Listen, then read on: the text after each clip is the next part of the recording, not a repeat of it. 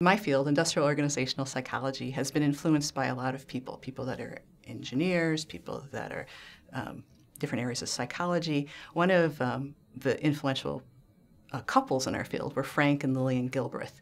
Frank was an engineer, Lillian was a psychologist. Together they had 12 children, and their children wrote a book later on called Cheaper by the Dozen. Maybe you've heard of the movie, which was kind of similar. It had 12 children, but it isn't really about Frank and Lillian Gilbreth. But they ran their family in a way to be sort of efficient. So if one kid was getting their tonsils out, they lined it up so they got all 12 kids' tonsils out at the same time because that was efficient. Or they would have different ways of how people take a bath.